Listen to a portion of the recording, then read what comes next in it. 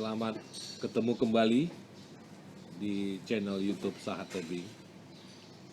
Kali ini saya berada di tengah-tengah keluarga Pendeta Fajar Lim, Magister Teologi, bersama-sama dengan Ibu Guru Injil Ripka. Kali ini kami akan berbincang-bincang menyangkut masa pelayanan dan kesibukan-kesibukan Bapak Pendeta Fajar Lim selama di Gereja Metodis Indonesia maupun mungkin di luar pelayanan Gereja Metodis Indonesia. Pada tahun ini Pak Pendeta Fajar Lim berusia 74 tahun dan keluarga Pendeta Fajar Lim sudah dikarunia anak 3 putra, ketiga-tiganya putra, dan cucu 5. Anak-anak berdomisili di Kanada dan di Singapura. Keluarga Pendeta Fajar Lim dan Ibu Guru Injil Ripka saya pikir sudah tidak asing lagi di Gereja Metodis Indonesia, sekaligus juga cukup lama di Sekolah Tinggi Teologi Gereja Metodis Indonesia, menjadi pada saat itu rektor dan sebutan sekarang ketua. Dan tentu kita akan langsung saja, karena pasti kita sudah menunggu-nunggu nih cerita dari Pak Pendeta Fajar Lim menyangkut pelayanan, dan nanti tentu di akhirnya kita akan mendengar nasihat, bimbingan khususnya kepada hamba-hamba Tuhan yang jauh lebih muda dari beliau, bahkan mungkin yang lebih muda sedikit dari beliau. Mungkin banyak yang belum mengenal beliau, tetapi banyak sekali para pendeta adalah mantan-mantan murid dari Pendeta Fajar Lim. Baik, kita akan mulai. Selamat pagi Pak Pendeta Fajar Lim. Pertama-tama saya senang bisa berjumpa dengan Pak Pendeta Fajar Lim karena pada saat saya ditempatkan di STT GMI, saya menjadi wakil ketua 1 pada saat Pak Pendeta Fajar Lim menjadi rektor di STT GMI Banjarbaru. Nah, kali ini pertama-tama Pak Fajar, kami mau mendengar pengalaman, cerita pelayanan Pak Pendeta Fajar mulai dari muda lalu sampai pensiun di Gereja Metodis Indonesia.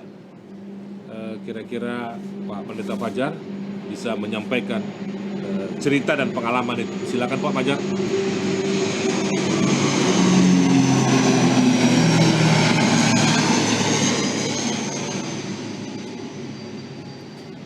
Pelayanan dengan istri, khususnya saya itu sudah lebih daripada 40 tahun. Kalau kita mau menceritakan tentang pelayanan, kita bisa lihat daripada 2 arah. Kalau satu arah daripada sudut duniawi, maka pelayanan ini mungkin bisa menjadi satu pelayanan yang menyenangkan. Karena kalau dari sudut duniawi, sudah pasti pelayanan itu yang dipentingkan bagaimana bisa memperoleh hasil dari yang nampak. Dan itu kita bisa lihat banyak sekali hamba-hamba Tuhan, pelayanan mereka itu tidak lagi seperti apa yang dikatakan Tuhan Yesus, yaitu pertama sekali adalah pelayanan yang memikul salib. Ya, itulah pelayanan yang paling mendasar dan itu yang ditegaskan oleh Tuhan Yesus. Ya, siapa yang mau ikut saya, pikul salibnya dan ikut saya. Jadi pelayanan duniawi itu adalah pelayanan yang tanpa salib. Dengan demikian, di dalam pelayanannya itu dia selalu mencari segala sesuatu yang mendukung pelayanannya itu melalui duniawi. Sampai contoh, dalam pelayanan itu supaya dia bisa menikmati pelayanan itu melalui pandangan duniawi, dia usahakan selalu apa yang disenangkan oleh orang banyak, dan dia itu mewujudkan kepada yang disenangi oleh orang banyak itu. Jadi dalam hal ini contohnya, satu, di dunia kita ini, apalagi khusus di Indonesia,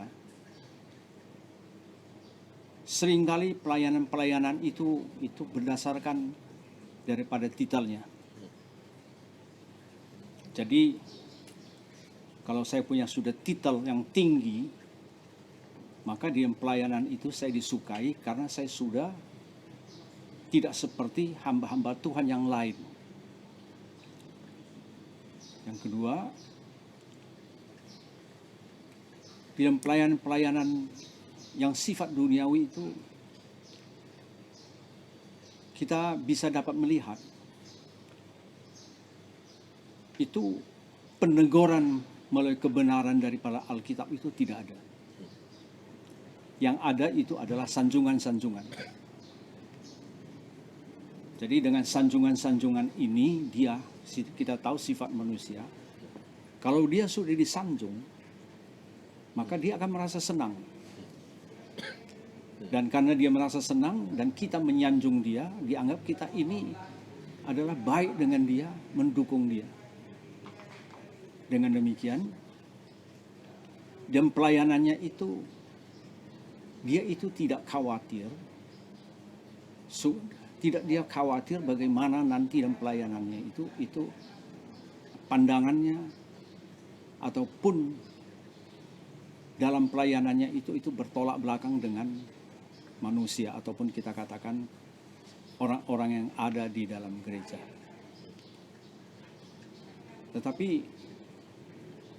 pada saat yang bersamaan juga kita dapat melihat, karena pelayanan dari duniawi itu segala sesuatu yang tidak bisa mendatangkan kepada dia itu keuntungan, itu bagi dia itu tidak penting.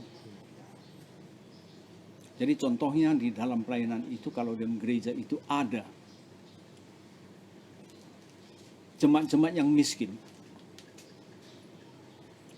bagi dia itu adalah jemaat-jemaat yang tidak diperhitungkan. Ya. Inilah pelayanan duniawi yang secara garis besar yang saya sampaikan. Tetapi pelayanan duniawi itu bisa dengan usahanya, dengan cara duniawi sampai ke puncak, bisa. Contohnya kalau kita di dalam gereja Metodis Indonesia, itu bisa dengan cara duniawi dia sampai ke puncak. Tetapi itu fatal sekali. Kalau dia itu adalah berdasarkan duniawi melayani dan dia sudah ada di puncak, maka sudah pasti di dalam waktu di puncak itu dia akan meraih lebih banyak lagi dengan kekuasaan itu. Dengan demikian kita bisa dibayangkan sebagai pimpinan yang duniawi, gereja itu akan menimbulkan banyak masalah. Dan juga gereja kalau dia itu sudah berdasarkan duniawi memimpin, kadang-kadang tidak segan-segan mengorbankan hamba-hamba Tuhan yang melayani dengan hati daripada hati salib. Dan kita mengetahui daripada Gereja Metodis Indonesia itu ada satu keistimewaan dan menurut saya itu harus diubah. Yaitu wewenang bishop itu sudah terlalu tinggi ya.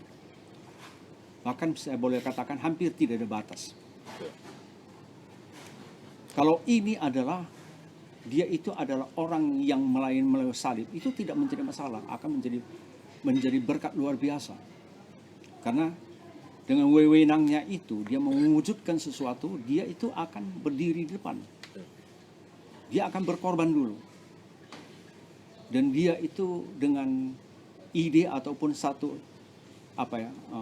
penglihatan yang ada dalam dirinya melalui Tuhan, dia wujudkannya itu dia di depan. Tetapi kalau sebaliknya itu dari duniawi, itu akan terjadi kalau apa yang mau dia lakukan itu akan merugikan dirinya. Maka dia akan berusaha supaya yang merugikan dirinya itu secepat mungkin untuk dihilangkan. Ini yang sangat menyedihkan yang ada di gereja Metodis. Sebenarnya di gereja Metodis kita, kalau kita mau melihat, banyak sekali sebenarnya pemuda-pemudi yang handal. Banyak sekali hamba-hamba Tuhan yang handal, yang muda. Tetapi karena masuk dalam sistem yang dipimpin oleh sistem duniawi, generasi kita ini hancur. Dan akhirnya yang paling menyedihkan juga, yang muda-muda ini juga menjadi kelompok-kelompok. Kita bisa bayangkan kalau sudah demikian dalam gereja, itu pelayanan itu sudah pasti tidak bisa berjalan dengan apa yang kita inginkan. Nah, inilah yang saya lihat dalam pelayanan saya sebagai hamba Tuhan, khususnya hamba Tuhan Gereja Metodis Indonesia. Sebenarnya Gereja Metodis Indonesia itu bagi saya potensial untuk mengembangkan gereja itu luar biasa. Saya berani mengatakan melebihi HKBP ataupun gereja-gereja lain. Kenapa? Pertama sekali, Gereja Metodis itu ada gereja internasional. Siapa tidak kenal Metodis di dunia ini? Maka dengan demikian, dengan Gereja Metodis adalah juga satu cabang ataupun sebahagian dari gereja internasional seluruh dunia. Itu adalah satu peluangan yang bagus sekali untuk mengembangkan pelayanan-pelayanan. Saya ambil contoh. Waktu itu masih ada berapa misionaris yang datang kepada tempat kita untuk pelayanan. Pendeta Engel, Pendeta Day, Pendeta Armstrong, Miss Robinet, yang mungkin yang lain-lain lagi. Sebelumnya itu perintis kita, yang saya tahu itu satu yaitu yang sudah mati untuk Tuhan di tebing tinggi, yaitu Ostrom, dan temannya yang melayani di gereja Batak yaitu Pendeta Ragnel. Itu semua datang, ada satu berkat. Karena ini internasional, mereka datang. Dan sebenarnya waktu itu adalah kesempatan yang luar biasa sekali mempersiapkan yang muda-muda waktu itu, yang handal, itu meneruskan pelayanan ini tambah luas. Dipersiapkan mereka itu bisa sampai ke Amerika atau Inggris sana untuk memperdalam teologi mereka. Bukan gelarnya ya, teologianya itu. Dengan demikian, mereka itu bisa membuat teologi Metodis Indonesia khusus. Kita tidak ada teologi kita. Di Indonesia 100 tahun kami gereja. Harusnya itu mengembangkan teologi yang ada di internasional, yang barat, menjadi yang Batak, menjadi yang Tionghoa di Indonesia. Tapi nggak ada, sebenarnya potensial itu ada. Tapi waktu itu kita nggak persiapkan semua. Ya, dan waktu itu kalau kita persiapkan itu tidak kita membutuhkan dana.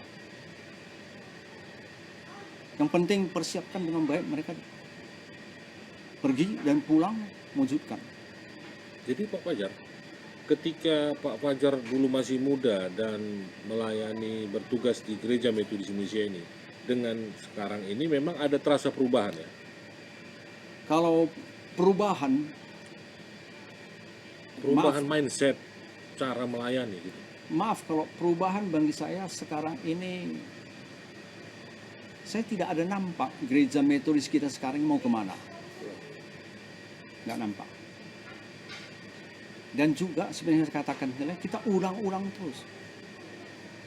Yang muda-muda ini apakah sudah nanti di STT itu sudah selesai?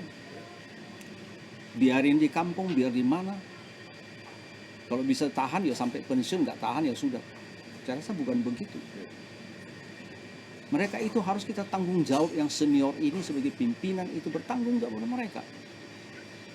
Supaya pelayanan mereka itu tambah handal, tambah luas, dan nantinya itu di Indonesia gereja metodis itu ada satu khususnya. Kita nggak ada.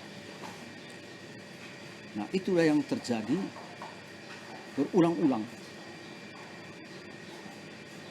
Melalui pelayanan-pelayanan yang diberikan wewenang, sebenarnya menurut saya itu harus benar-benar itu diterapkan. Yang paling pertama sekali bukan bangun gereja. Yang diterapkan pertama sekali bukan bagaimana nampak itu dalam gereja itu, dari luarnya itu adalah bagian megah. Saya waktu di STT, saya pernah mengatakan sampai kepada mahasiswa-mahasiswa, saya di gereja ini tidak tertarik. Maaf kata ya, bukan saya tidak suka dengan mereka. Tidak tertarik. Kalau gereja luar datang hanya membangun gereja. Tidak tertarik. Yang mau saya itu bangun Sumber daya. hamba Tuhan itu. Sumber daya manusia. Sumber daya manusia itu. Saya katakan, saya sekarang sanggup membangun 100 gereja kalau sumber daya manusianya itu tidak ada.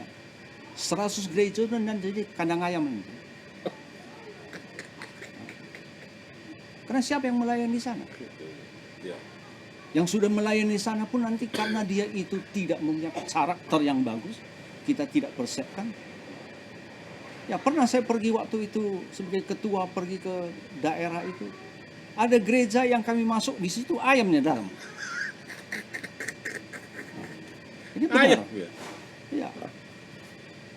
Jadi waktu saya sampai ke mahasiswa, sayang sekali mahasiswa kita nggak mau dengarkan apa yang saya katakan. Saya tidak tertarik, tidak berminat. Dan kalaupun saya ini bisa membangun 100 gereja, saya tidak ada yang bisa saya banggakan. Baik, Pak Fajar, sepertinya tadi saya menangkap kesan bahwa Pak Fajar lebih mengutamakan pembangunan sumber daya manusia daripada pembangunan fisik. Bisa dijelaskan lebih rinci lagi, Pak Fajar? Ya, kalau gereja itu kan dia itu adalah benda mati. Gedung gereja itu, kalau kita fokus ke gedung gereja itu, kalau di dalamnya itu tidak ada hamba Tuhan yang handal, itu gedung gereja itu tidak ada artinya lagi. Seperti saya katakan tadi. Makanya kalau hamba-hamba Tuhan itu dipersiapkan dengan matang, kita akan dapat melihat dia itu bukan saja satu hamba Tuhan sanggup membangun satu gereja, tapi sanggup dia membangun 100 atau lebih. Tapi melebihi itu, dia itu membangun,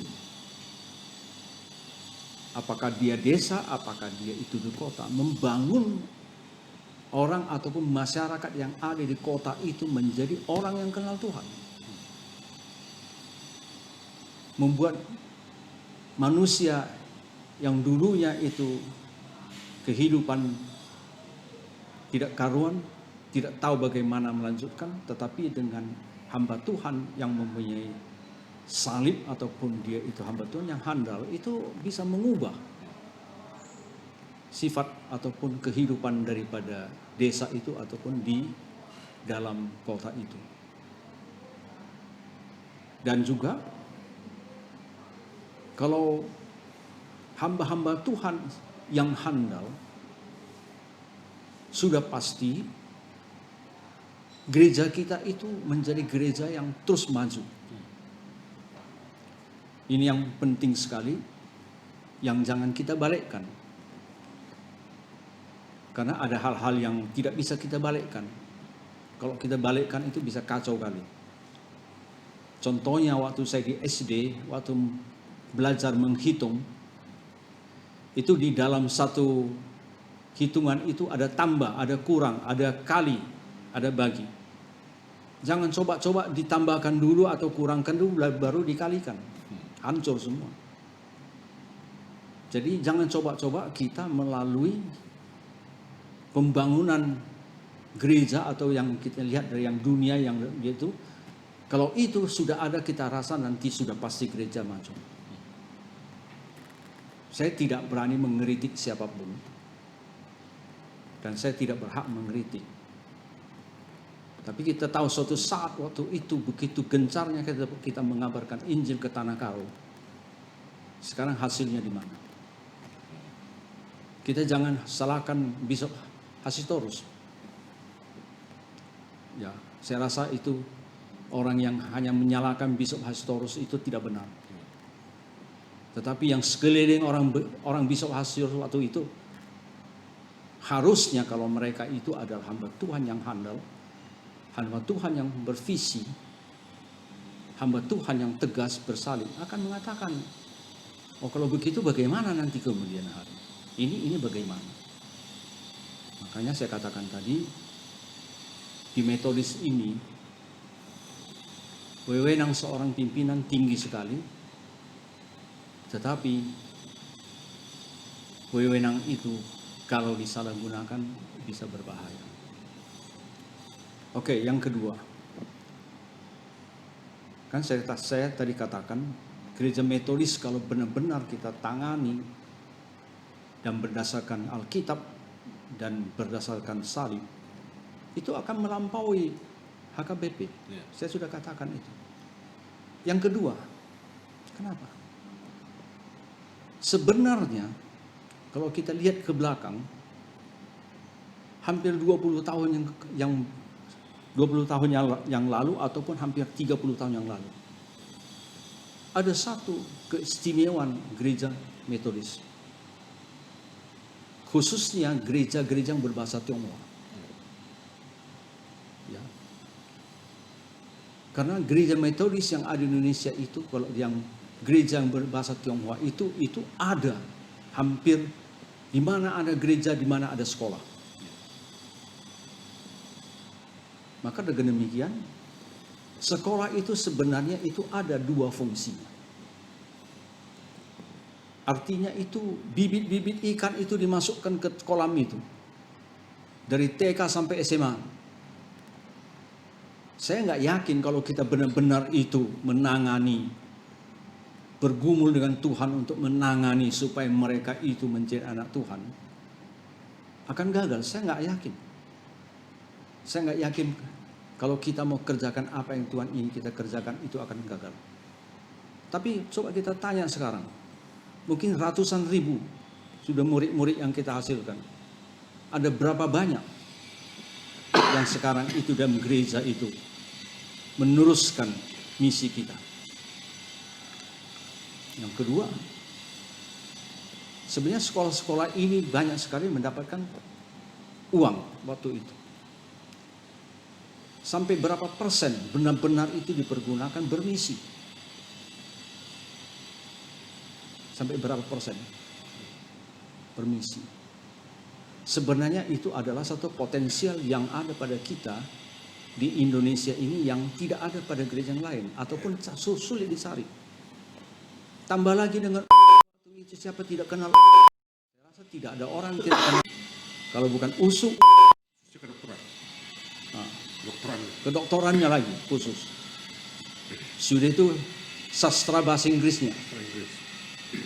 Siapa yang tidak kenal?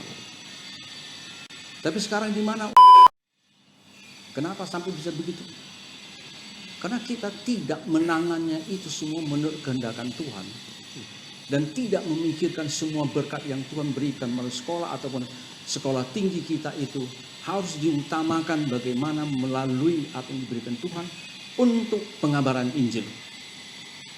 Untuk mensiapkan SDM kita. SDM untuk gereja, SDM untuk masyarakat. Jadi kita dapat melihat satu peluang yang sekarang indah sekarang sudah mulai pelan-pelan turun, bahkan saya tak khawatir mungkin berapa tahun kemudian banyak sekolah kita itu harus tutup. Kenapa? Pertama sekali, contohnya saya lihat yang dari gereja berbahasa Tionghoa, dulu hanya kita yang punya sekolah. Sekarang yang lain-lain juga sudah ada sekolah mereka. Lebih handal, lebih canggih. Ya, bagaimana? Sudah itu pemerintah terus terapkan tentang pendidikan. Kalau nanti suatu saat lah semua SD, SMP, SMA itu masuk sekolah tidak usah lagi bayar. Mau apain ke sekolah itu semua? Sebenarnya itu tidak usah khawatir kita. Tapi kalau kita sudah siapkan semuanya itu melalui Tuhan, saya yakin sampai waktu itu sekolah-sekolah ini juga nanti bisa melalui Tuhan menjadi berkat. Itu. Yang ketiga, di gereja Metodis Indonesia dengan gereja lain itu ada beda jauh sekali. Gereja Metodis Indonesia multiple etnis, bukan satu etnis saja. Ya, itu ada Tionghoanya, ada Bataknya, ada Jawanya, ada Niasnya, entah apa lagi semua. Dengan multiple etnis ini, sebenarnya kalau kita benar-benar dipersatukan, kita mau mengabarkan Injil sudah gampang sekali.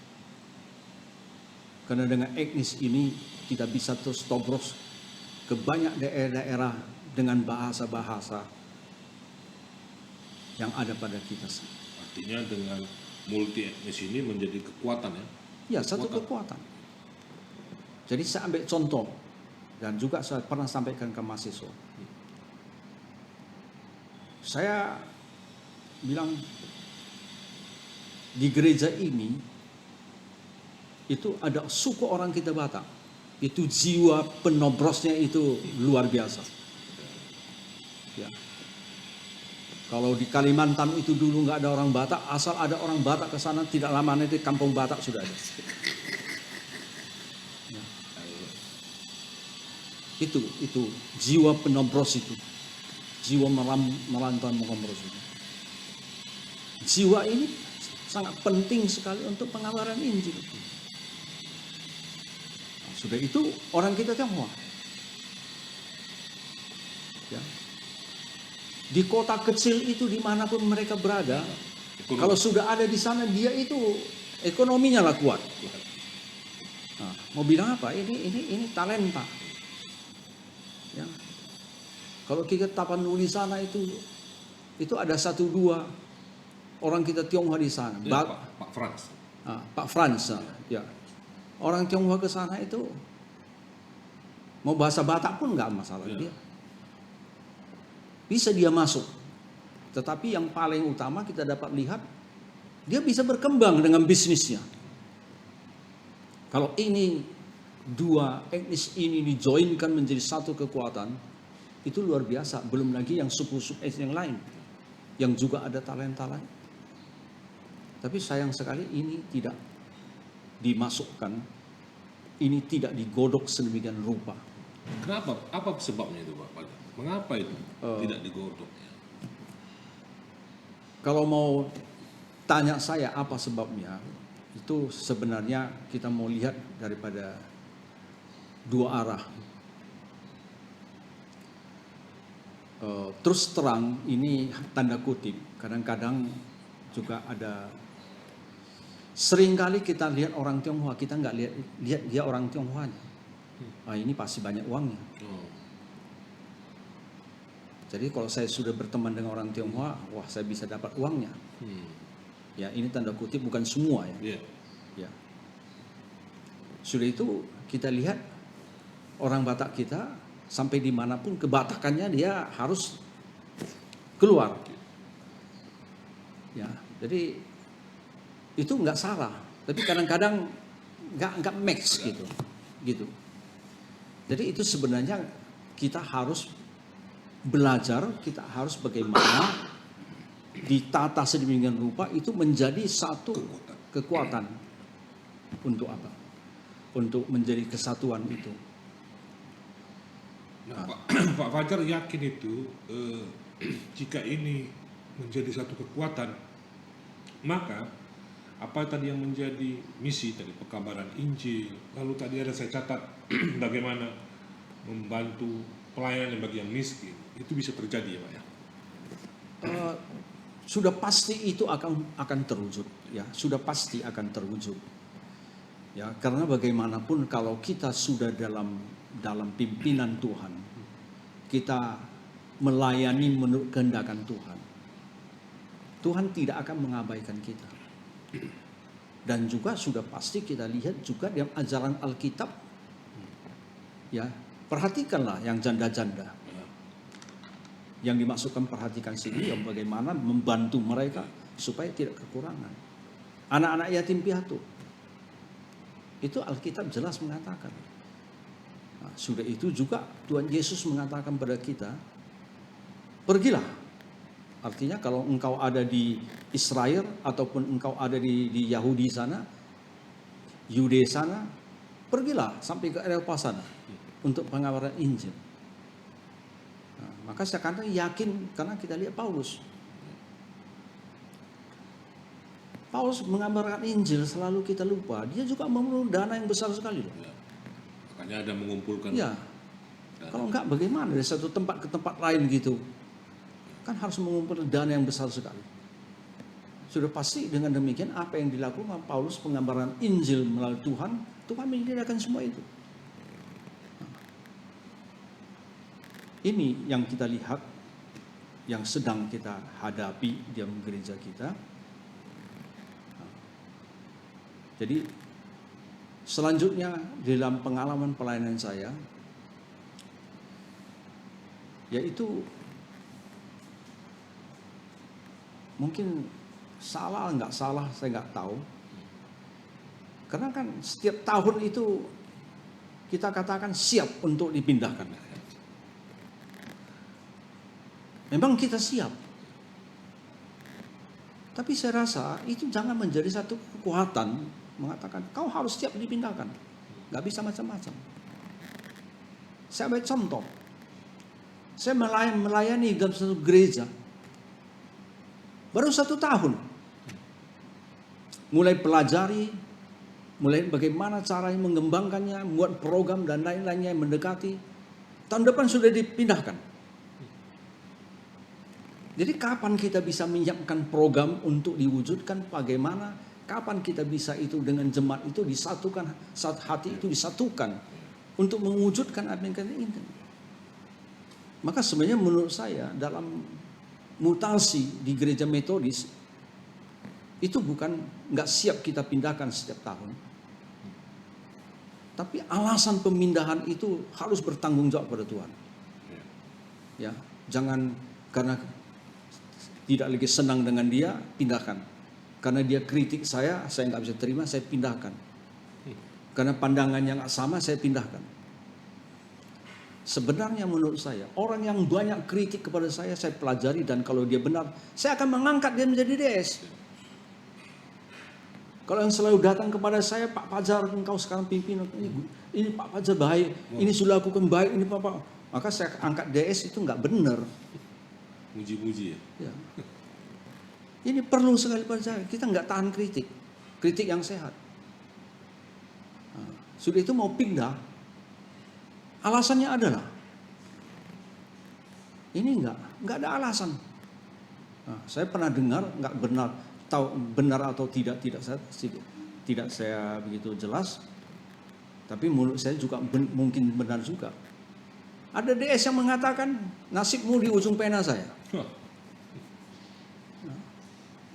Apakah Bishop juga begitu? Saya nggak tahu. Kan ngeri sekali. Ya. Perpindahan itu harus ada alasan. Contohnya, saya dipindahkan karena di sana membutuhkan saya. Talenta saya itu mau dipergunakan. Saya pindahkan karena gereja sana itu sudah kacau balau. Saya dipindahkan ke sana untuk memperbaikinya. Jadi di dalam mutasi itu jangan ada pembuangan. Dengan demikian, kita menjadi hamba Tuhan. Kita siap setiap saat dipindahkan. Dan juga seperti yang katakan tadi, dalam pemutasian itu kita harus tanggung jawab. Contohnya sekarang saya punya anak 3, istri. Tiba-tiba saya pindah ke kampung yang dalamnya itu nggak ada apa-apa. Sudah itu sudah mutasi, sudah ketok di kontak, nggak mau tahu apa-apa di Bishopnya. DS-nya pun nggak mau tahu apa-apanya. Hidup mati di sana nggak tahu. Nggak bisa begitu. Kau berani memindahkan seseorang ke tempat itu, harus tanggung jawab. Bagaimana gajinya? Bagaimana anak-anak yang sekolah? Di sana kalau nggak ada tempat sekolah dan lain-lainnya, itu jangan asal-asal pindah. Nah, itu penting sekali kita pelajari mendalam sekali. So, itu bagaimana Pak kalau gitu yang kacau-kacau itu? Ya, oke, kalau yang kacau-kacau ingatkan. Kalau engkau tidak perbaiki pelayananmu, ingat, di kontak kita sampaikan. Tahun depan masih begitu kacau. Tahun selanjutnya tidak ada penambahan. Karantinakan. Itu sudah saya mau terapkan waktu itu. Nggak berani semua hamba Tuhan. Takut dikarantinakan. Karantinakan seperti sekarang ini. Kan lebih baik COVID-19 itu tidak menjalar kemana-mana, hanya di rumah. Kalau kau mau mati-mati di rumah saja. Jangan semua orang kau bikin mati pula. Ya. Ini enggak. Banyak hamba Tuhan kita yang sudah kena COVID. Tetap juga enggak ada ambil tindakan yang keras. Tahun kedua enggak beres. Tahun ketiga enggak ada teman-teman. Karantinakan. 1 tahun saya bayar kau punya gaji pokok. Hanya duduk-duduk saja lah. Kau boleh cari semua gereja dimanapun yang bersedia menerima engkau untuk penempatan. Kalau ada gereja yang sudah bersedia, kami panggil majelisnya. Sanggup kau dengan hamba Tuhan yang kacau balau ini? Kalau gereja Pak, kami sanggup. Kami mau hamba Tuhan yang terbaik. Oh, oke, terima. Kalau tahun ketiga kau cari pun nggak ada gereja yang mau, keluar dari majelis. Itu harus berani begitu.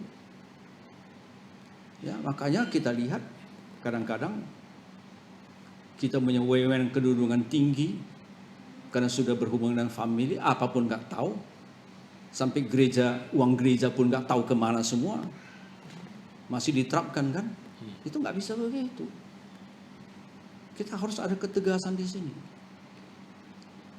Nah, inilah yang saya mau lihat, itulah yang kami alami yang pelayanan-pelayanan kami. Dengan demikian, banyak masalah-masalah yang sekarang ini yang ada di hadapan kita.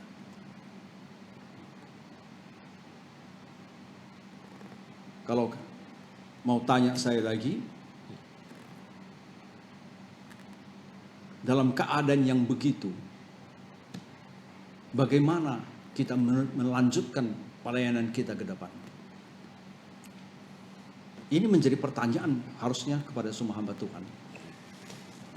Ya, bagaimana pelayanan kita itu menjadi pelayanan yang benar? Atau sudah nampak gitu semua, sudahlah. Nasib-nasib kita lah. Kalau nasib baik kita terus, kalau nasib nggak baik ya hancur lah. Ya, kalau kita punya otak-otak dunia mungkin masih bisa jadi bishop lah. Ya, kalau otak-otak dari Tuhan mungkin nggak mungkin lagi kan. Sudah permainan duniawi. Ya, bagaimana kita harus melanjutkan gereja kita ke depan semua itu? Ya. Bagi saya, mungkin maaf, hamba-hamba Tuhan mungkin apa yang saya katakan tersinggung. Bagi saya itu seperti apa yang dikatakan oleh Tuhan dalam Alkitab Perjanjian Lama. Ini carang-carang semua sudah ulat semua. Macam mana bisa menghasilkan buah? Ya, kasih pun obat, kasih pun pupuk. Seperti sampai pohon mangga ini, saya tebang. Tebang pun sekarang nggak bisa lagi. Kasih tebang. Maka karena carangnya itu sudah di dalamnya sudah ulat. Cabang-cabang gitu. Iya. Kalau apalagi cabang utamanya itu sudah ulat sini, udah jangan pikirkan. Ya. Maaflah Gereja Metodis Indonesia dengan hamba Tuhan semua. Kita melihat pohon metodis ini carang-carangnya banyak yang sudah berulat. Saya nggak berani mengatakan semuanya. Sudah itu bagaimana?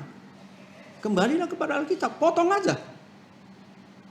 Ini bukan ajaran saya. Yesus katakan, ya, carang-carang yang tidak berbuah itu potong aja. Ya, stop sebentar dulu. Ya, Lord. Carang-carang yang sudah tidak bisa berbuah lagi, itu harus kita sampai hati untuk menebangnya. Itu yang saya katakan. Kalau sudah di karantina pun nggak berhasil lagi, apain kita pertahankan?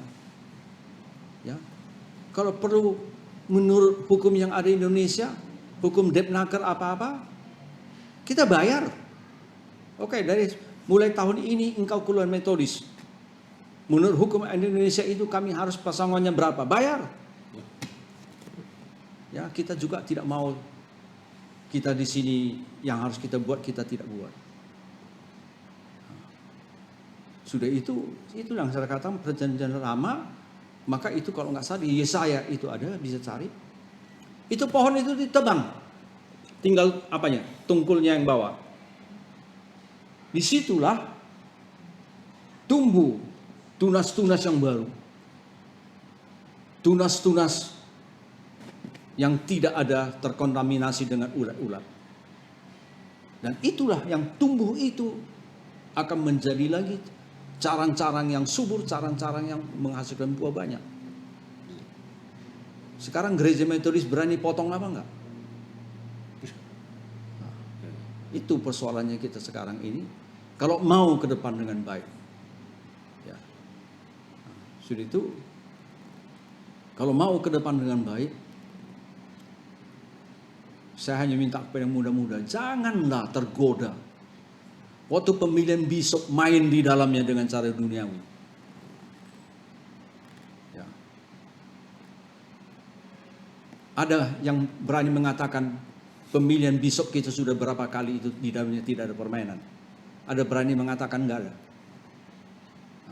Permainan yang paling kotor pun sudah ada. Itu janganlah.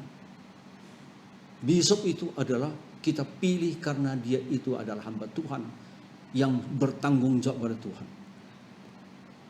Kita pilih bisop itu karena kalau kita sudah pilih dia, salibnya itu berat sekali. Maka dengan demikian kita memilih kita dukung dia, sama-sama maju ke depan. Oke. Yang terakhir. Ya mungkin nanti kalau ada pertanyaan kita bisa tentang STT kita. Saya tidak panjang lebar. Kalau masih tetap ada yayasan tidak akan bisa berkembang. Biar STT yang dalam dokter atau MT semua itulah uruslah, mereka uruslah. Berikan pada mereka itu satu kebebasan. Mereka kan sudah sekolah. Mereka sudah handal di dalamnya itu. Mari gereja kita dukung. Jangan campuri ke dalam. STT kita penempatannya pula dari kontak. Kacau kali. STT itu dialah. Untuk maju terus. Gereja itu sebagai orang tua. Ya. Dalam bahasa apa enggak tahu. Keep. Untuk terus dia berkembang. Nah, ini kalau sudah itu masuk di dalam yayasan, sudah itu masuk konta pula, konta yang tentukan nanti siapa hamba Tuhan yang pindah ke sana, siapa hamba Tuhan yang dikeluarkan semua, ya repot kali. Seperti kita semua ini, seperti pendeta Saat dan lain-lainnya itu. Makanya saya pernah mengatakan sebenarnya mimpi saya matinya di STT. Meninggalnya saya di STT saya. Karena di situ saya fokuskan semua. Bahkan saya pernah mengatakan, saya akan membuat STT ini menjadi SMM yang paling bagus di Indonesia. Bukan karena saya mimpi-mimpi siang bolong. Karena ada beberapa faktor-faktor yang mendukung kita. Nah, tapi kan tidak, kita sudah punya rencana, punya program. Karena dengan atasan itu tidak ada satu pandangan, dia rasa kita lukai. Pak Fajar siap nggak siap? Bapak harus langsung berangkat sekolah. Nah, enggak. Itu yang kacau kita dalam gereja. Ya. Satu orang ditempatkan ke STT, satu hamba Tuhan. Kalau dia itu di dalam dirinya itu tidak ada talenta untuk mendidik, tidak talenta itu melalui teologianya itu dikembangkan, itu ke sana itu dia sendiri menderita, orang lain menderita. Nah, maka waktu saya itu dikritik orang pula. Ya, waktu itu hampir sudah mau 20 tahun yang lalu. 30 tahun pun hampir sudah. Sudah saya sampai di sana kan saya cari komputer semua. Saya minta yang mereka itu sudah nggak pakai, saya bawa ke komputer. Supaya anak-anak semua tahu komputer. Apa yang saya terima? Ya, gereja pendeta senior kami yang hebat-hebat. Bapak Fajar itu apain? Kok diajari anak-anak komputer? Hah? Bayangkan kita punya gereja sampai begitu nggak ada pandangan jauh. Saya mengajari anak-anak itu untuk bisa komputer bukan main game. Supaya bisa masuk ke dalam kita punya teknologi zaman sekarang ini. Dan terbukti. Mau melihat ke sana. Sebelum sampai harus kita lihat nanti akan terjadi. Antisipasi. Yang terjadi ini apa yang harus kita pegang. Itu, maka saya cari banyak komputer semua. Banyak biaya yang habiskan. Ruangan komputer semua disiapkan. Pak Fajar itu kok di situ pula ajari anak-anak komputer. Yang kedua, waktu itu juga karena kita kan belum ada yang MTX banyak sana. Kalau nggak ada pun 1-2, mungkin nggak ada lah 1-2. Setelah itu Pak Sahat dengan Pak Fernando lah menyusul. Makanya saya punya anak-anak ini teologianya itu menjadi teologi yang mantap. Saya undang Jamilin Sirait, entah apa-apa semua yang pakar-pakar itu datang untuk mengajar. Andal Tobing mengajar semua ke sana. Datang pula Pak Fajar ini, kita kan metodis. Kok orang luar suruh mengajar ke STT kita? Itu ilmu, itu teologi itu adalah ilmiah itu. Ya, teologi itu bukan metodis loh. Metodis bukan teologi. Tapi di dalam sekolah teologi boleh mengajarkan teologi metodis. Ya, sudah itu teologi kita mana? Siapa yang mau saya cari? Nah, tapi kok sekarang kita sudah ada seperti kalian, apain kita yang dari luar? Nah, yang kedua, saya undang mereka. Anak-anak mempelajari banyak selain metodis karena ada gurunya dari HKBP, dari apa-apa kan. Dia ngerti. Jadi ngerti metodis. Dia pasti datangnya banyak, sedikit pun kan warna HKBP-nya kan nampak. Kan waktu warna HKBP-nya kan kita pelajari, oh rupanya warnanya begitu ya. Ini kita warna metodis saja kita. Warna orang lain kita nggak mau tahu. Nggak bisa begitu. Nah, jadi seperti sekarang ini juga perkembangannya. Yang sudah di STT jangan lagi ke gereja lah. Ya, tidak usah khawatir hamba Tuhan di sana itu terlalu banyak. Kenapa saya katakan? Karena dia STT kita, contoh Pak Sahat, sampai suatu saat dia tetap di STT tapi dia nggak ngajar, riset dia. Tugasnya riset. Riset apa yang dia mau ambil? Ya. Contohnya tentang Nias, dia pergi ke sana riset. Maka dengan demikian dia kembali ke STT, kita punya hamba Tuhan yang ngajar di sana itu sudah dapat lagi satu ilmu. Jadi gudang ilmu jadinya itu. Kapan kita punya STT ke gereja, pimpinan kita pernah memikirkan bahwa kalian ini, coba ambil satu riset sekarang untuk kepentingan kita punya gereja, kan nggak ada. Macam mana kita bisa majukan terus ke dalam? Nah, itulah yang saya katakan semua. Nah, sebagai penutup, saya katakan pada mahasiswa-mahasiswa, ini generasi transisi waktu saya. Dulunya kita kan semua daripada no mention. No mention semua. Asal apa-apa akhirnya saya masih ingat. Kadang-kadang kesal juga saya. Asal membahas apa, AKBP nggak gitu loh. Kesal saya. Kok metodisnya lah yang ditunjukkan. Kalau AKBP gini loh. Nah, karena dia dari no mention semua. Melayani di metodis tapi hatinya sudah hati luar. Maka dengan demikian di dalam pelayanan kita itu kita harus jelaskan kepada murid-murid bahwa kita di dalam adalah kesatuan dan metodis kembangkan. Makanya waktu itu saya katakan Pak Fernando, hanya saran-saran waktu dia mengambil doktor. Pak Fernando coba gali perjanjian lama di mana John Wesley. Di mana metodisnya? Bisa apa enggak? Kalau bisa itu menggetarkan dunia. Ya. Apakah ada metodis di perjanjian lama? Metodis John Wesley ada. Kita menggali lah. Ya. Nah, itu yang untuk perkembangan kita. Nah, makanya saya katakan mahasiswa-mahasiswa. Saya bilang kita sekarang adalah transisi. Dulunya itu daripada luar karena kita nggak ada sekolah teologi kita sendiri mungkin dari no mention dan lain-lain, sekarang terus transisi dan sekarang kita sudah ada. Kalian sekarang mahasiswa-mahasiswi di dalam STT Metodis. Maka ada satu hal yang penting sekali. Kalian itu harus bersatu. Bersatulah kalian karena sudah zaman kalian. Kami ini sebentar lagi nggak bisa berbuat apa-apa lagi. Waktu kami sudah akan berlalu, kalian sudah masuk. Saya bilang contoh, kalau kalian bersatu, lidah api yang ada kanan, pindah pun ke lidah api ke kiri. Konak kalau kalian setuju harus pindah-pindah. Itu kita metodiskan sistem di konak dengan suara.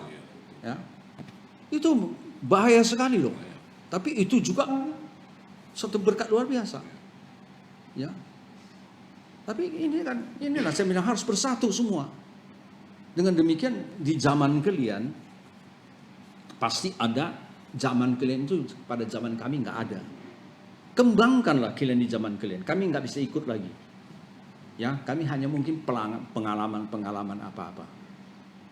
Untuk itu kalian dibersatukan kembali. Kalau kalian sudah bersatu kembali, siapapun tidak bisa melawan kalian. Ya, jujurlah sekarang. Pendeta hamba-hamba Tuhan muda kita ini masih bersatu apa enggak? Nah, itu menjadi masalah kita. Nah, sudah itu banyak hal-hal itu menurut saya asal-asal. Makanya waktu di Hotel Danau Toba mengesahkan disiplin, saya bilang disiplin abal-abal itu. Masa satu hari bisa mengesahkan disiplin itu? Nah, kan harusnya itu sebelum jauh-jauh itu, yang ini nggak benar lagi, seharusnya begitu. Ya, yang ini nggak benar lagi, seperti itu. Masukkan semua, sudah masukkan semua.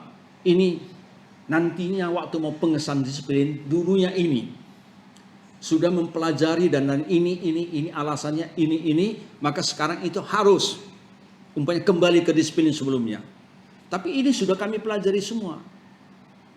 Nah, jadi dengan demikian waktu pergi ke sana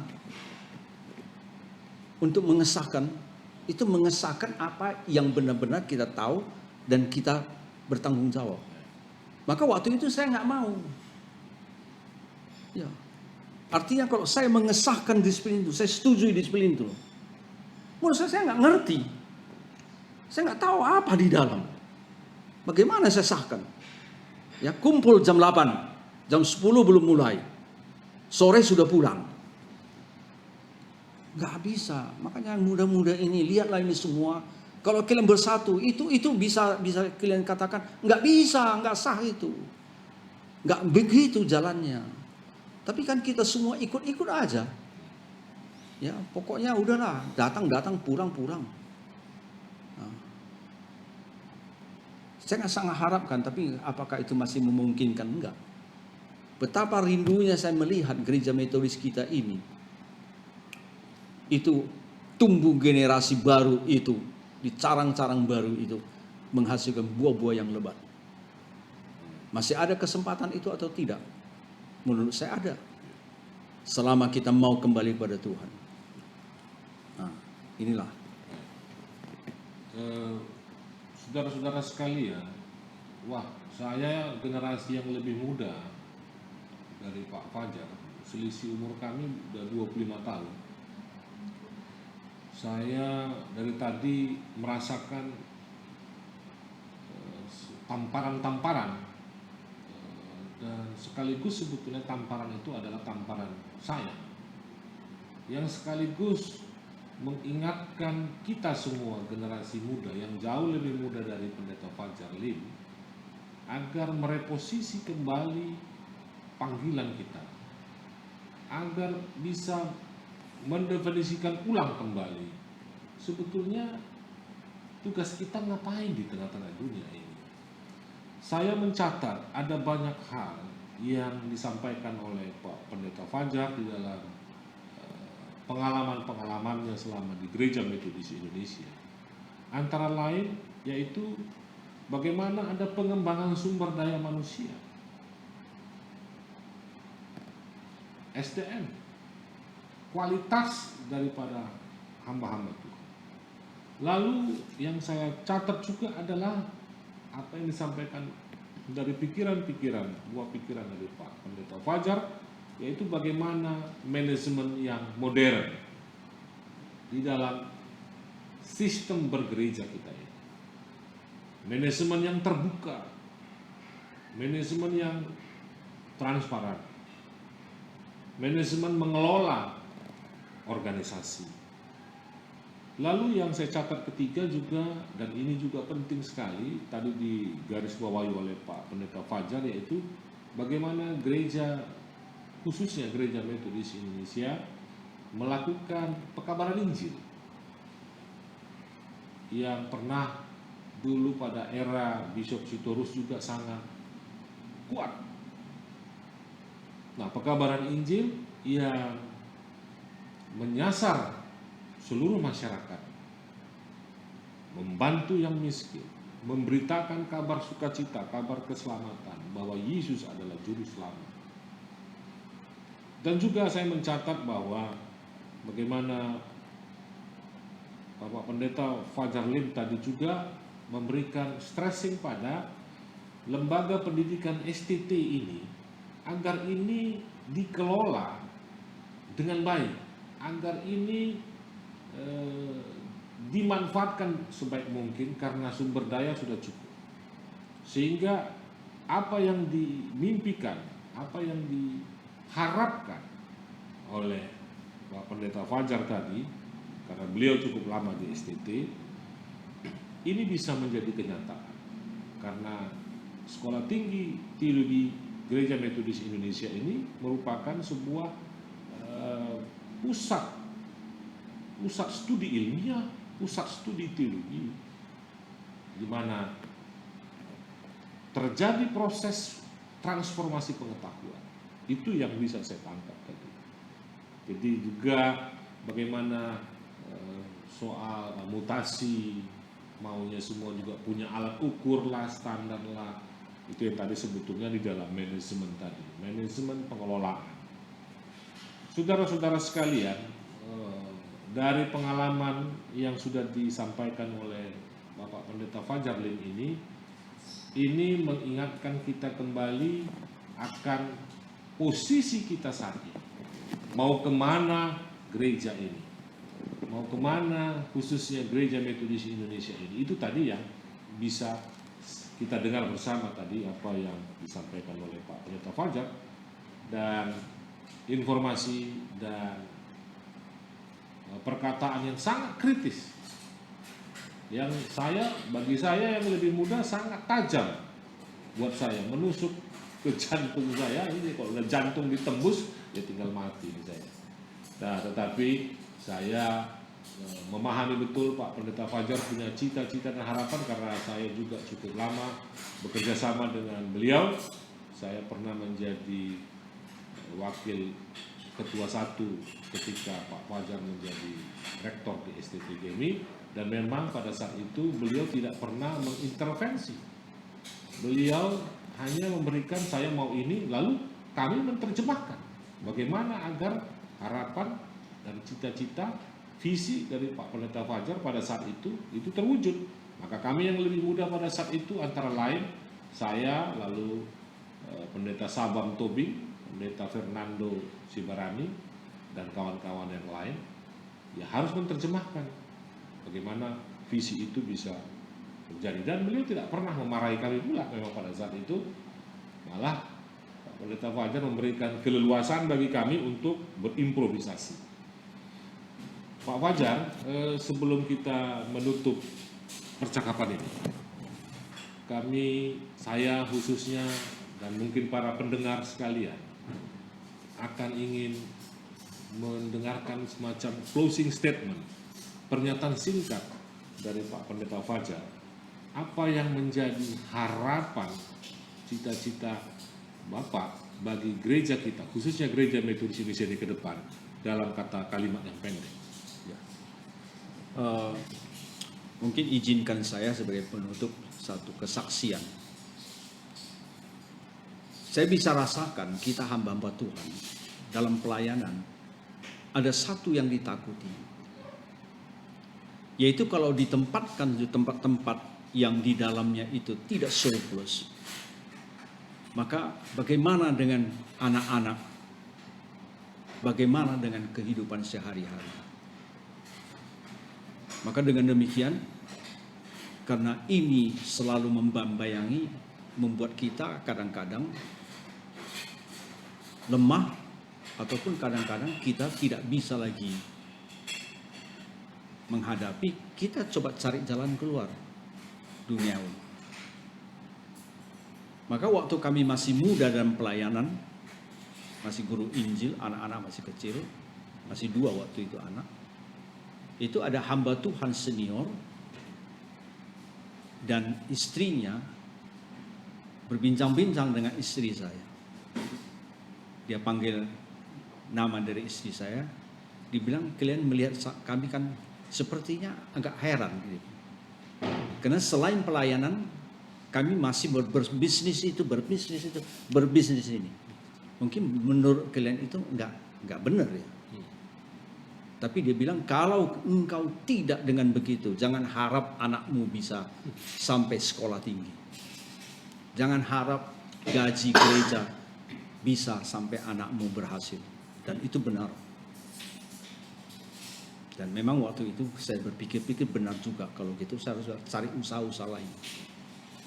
Namun saya tegaskan kepada kita semua Tuhan, waktu kita menjalani Tuhan, itu full time atau enggak? Seluruh tubuh kita itu sudah dipersembahkan atau tidak?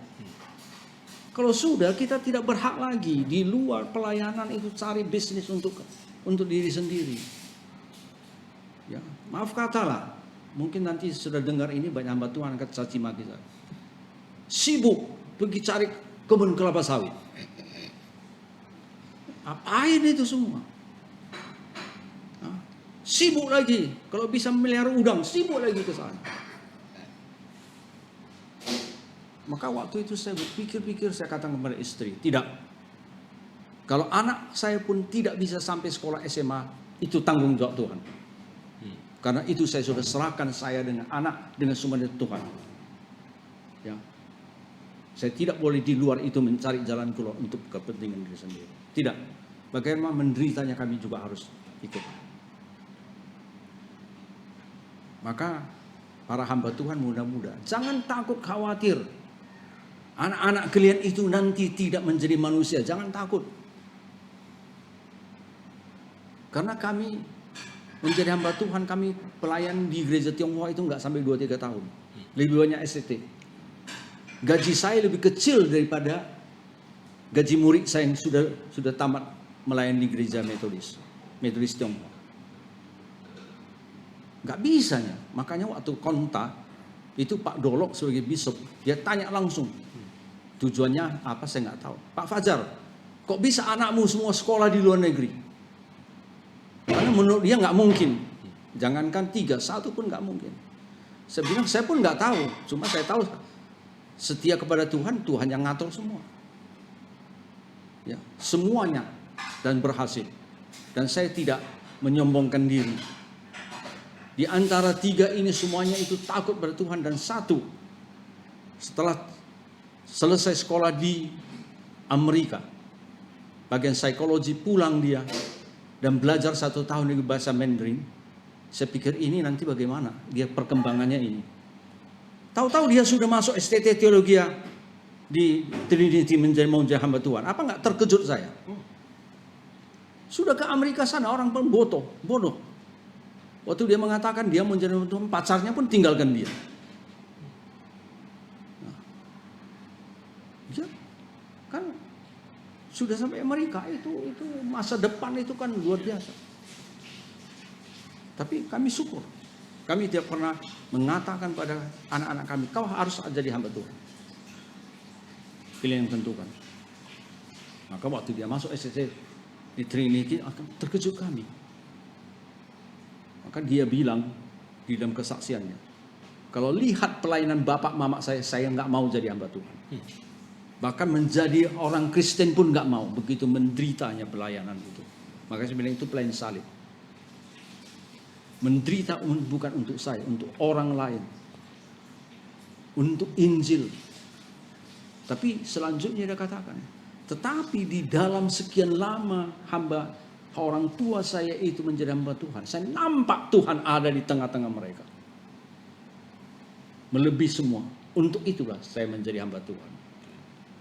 Maka kepada semua kita yang sudah menjadi hamba Tuhan, khususnya generasi muda, jangan khawatir keluargamu.